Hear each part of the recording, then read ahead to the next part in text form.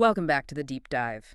Today we're looking into something, well, pretty dark in the hip-hop world. It's gone from, like, urban legend to something documented and, frankly, devastating. Yeah, we're talking about the so-called VladTV Curse. Exactly. VladTV, right. Founded by DJ Vladislav Lyubovny way back in 2008. Huge platform. I mean, over 5 million YouTube subscribers. It's massive. And the curse part, well, that's the really chilling consequence of that reach, isn't it? It is. It's this pattern where artists, they do an interview on Vlad TV, and then soon after, they're facing serious legal trouble. We're talking federal sentences, long ones. Or worse, sometimes violence, even murder, happening right after they appear. Yeah, the numbers are pretty stark. If you just look at the federal cases where prosecutors explicitly use the interviews as evidence, you're looking at over 150 years combined prison time. 150 years. And that's not even counting the at least 4 documented homicides that happened scarily close to an interview airing. So, okay, our goal today is pretty clear. We need to unpack this evidence. Move past just saying, it seems linked. Right. We need to look at what was actually said, how these interviews are done, and crucially, how they're being treated in federal courtrooms. This isn't just correlation anymore. Let's start right there then, with the cases where it's documented, where the courts themselves acknowledge the platform's role, the federal convictions. Okay. Case number 1, AR-AB, Abdul West, a rapper from Philadelphia. He got hit with a 45-year sentence. Federal drug trafficking. A huge operation. 45 years. And the Vlad TV connection here is, well, it's undeniable, isn't it? It's absolutely explicit. This is the key detail. At AR-AB sentencing in 2021, the federal judge literally, on record, gave a big thank you to Vlad TV for his interview, which he says helped them build their case against AR-AB. Wow, a thank you. From a federal judge to a media platform for helping build a criminal case. Yeah. That changes the whole conversation, doesn't it? It's not just speculation. And if you watch the interview, AR-AB went into detail. Drug operations, violence, financial stuff from illegal activities, even the structure of his crew, OBH. So it wasn't just like bragging, it was operational detail. Pretty much. I mean, prosecutors used it to show the hierarchy, the scope of the whole thing. It's like an intelligence briefing, basically.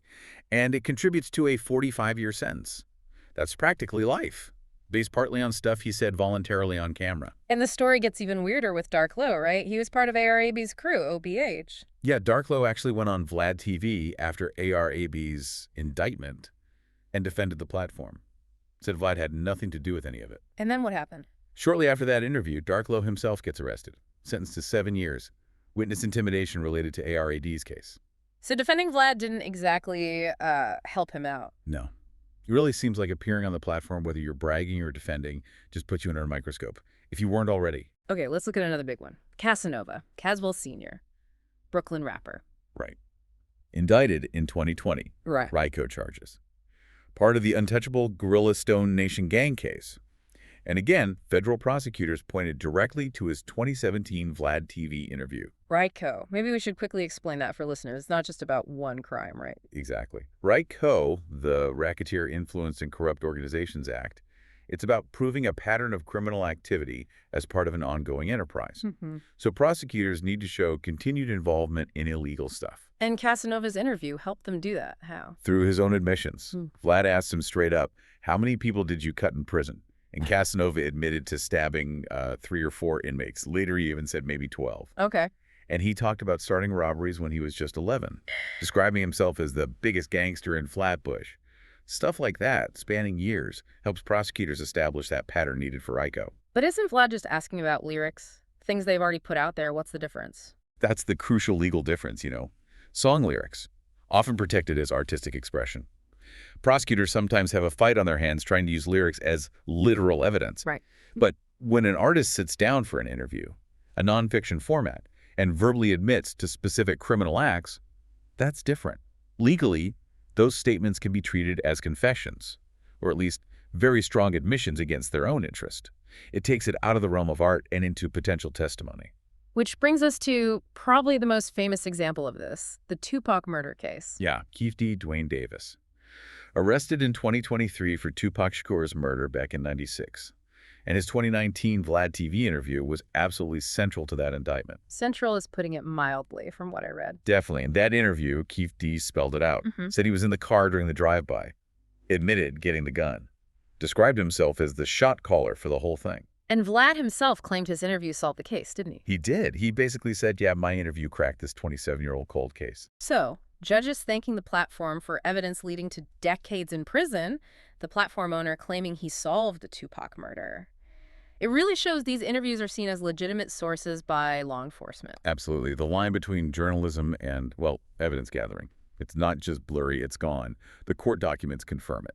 Okay, so that's the legal side. Decades behind bars. But that's only half of this curse, right? We have to talk about the timing, the fatal timing. Yeah, this is where it gets incredibly tragic and immediate. Moving to category B, the murders. Yeah. The speed here is just devastating. BTB Savage seems like the most shocking example of that speed. Absolutely. San Antonio rapper. He was murdered in Houston just one day after his final VladTV interview dropped, March 2023. One day, 24 hours. And was the interview content related? Directly. In the interview, he talked about a recent home invasion where he'd actually killed the intruder.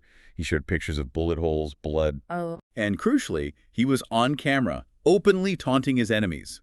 His own mother, Bernita Ward, said it point blank afterward. She said, that interview, it ignited a fire to where they were saying, oh, we're going to kill you. So the interview itself escalated things, turned online talk into immediate deadly action. It seems like it. That public taunting, going out to millions, it likely turned a simmering beef into an urgent hit. It shows the platform isn't just documenting past stuff.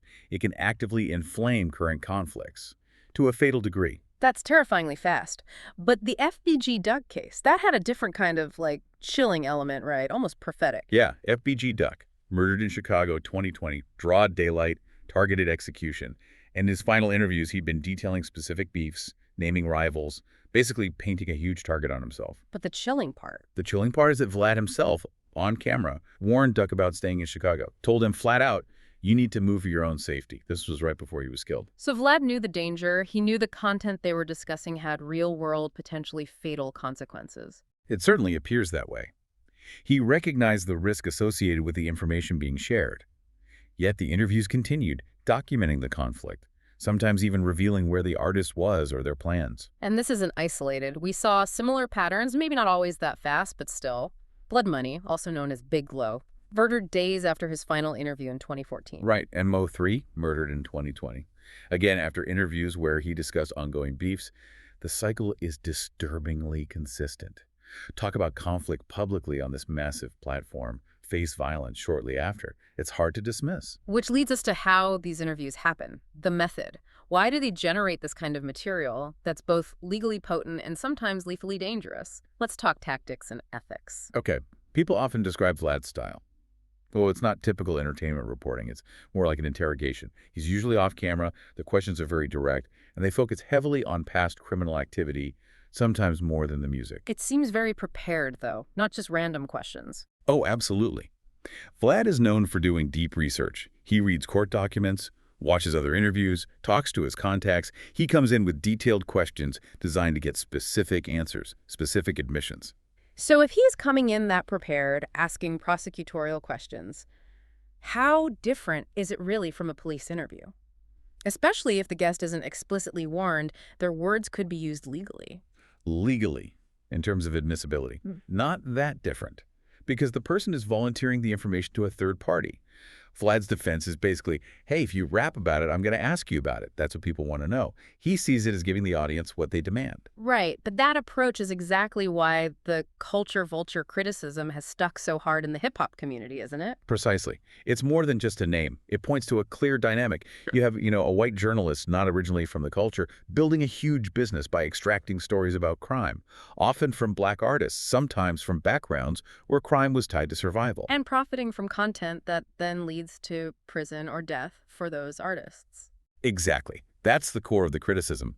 The profit model seems built on material that demonstrably harms the subjects providing it. And people within the industry have been warning artists about this for years. Oh, yeah. Explicitly. Think back to Vince Staples in 2017. He just said, look, I just ain't trying to sit down and talk about gangbanging for 30 minutes. Simple as that. Lil B called him out even earlier, 2016, told rappers to stop fing with a rat. And just recently, 2024 Soulja Boy was criticizing the police ask questions. The sentiment is widespread and long-standing. Which brings up a huge ethical question, doesn't it? If, based on court records and outcomes that these interviews are being used as evidence, do you have a responsibility to warn your guests explicitly, hey, what you say here could land you in jail? Or does the drive for clicks and controversial content just override that duty of care? That's the ethical minefield here. Okay, let's move to the defense. Vlad has defended himself against these criticisms. What does he typically say? Well, his main points are usually, 1, the interviews are legitimate journalism. 2, the guests answer voluntarily. Nobody forces them. 3, he claims he never talks about the situation anyone is actively doing now. He only talks about past stuff. That's his claim. Hmm. And 4th, he says he's refused requests from law enforcement to cooperate directly, like handing over tapes or notes. Okay. So, legitimate journalism, voluntary answers, only past events, no direct cooperation. But how does that defense hold up against the reality we've been discussing? Kind of falls apart when you look at the facts. He claims journalistic distance, but federal judges are on record thanking his platform for helping build cases. That's not neutral. Right, and the claim about only past events. Well, the Casanova interview was used in an ongoing ICO case, and Vlad himself takes credit for using his interview to solve the Tupac murder, which was obviously a past event, but his interview became new evidence leading to a current charge. And what about recent cases? Are interviews still popping up in ongoing investigations? Seems like it. You look at cases like YFN Lucci's RICO case, or the big Operation Drawdown RICO case in LA involving figures like Brick Baby and Big U. VladTV interviews have reportedly been scrutinized there too, used to establish gang ties and history. Brick Baby. He was a frequent guest, wasn't he? Yeah, talked a lot about gang affiliations, and the irony is thick. Just weeks before he got arrested in that 2024 sweep, he was on Vlad TV basically predicting it, talking about how rappers caught with guns now face federal charges. So even if Vlad isn't personally handing tapes to the FBI, the interviews are public record. Prosecutors can just watch them online like anyone else. Exactly. They become easily accessible evidence to establish intent, history, connections, all key parts of building these complex conspiracy and RICO cases. So wrapping this all up, the Vlad TV curse, it's clearly way more than just bad luck or coincidence. Yeah, it's a documented pattern. We see incarceration, we see death, we see families destroyed, and we see the judicial system itself acknowledging the platform's role as a source of evidence. The true cost is just staggering when you tally it up.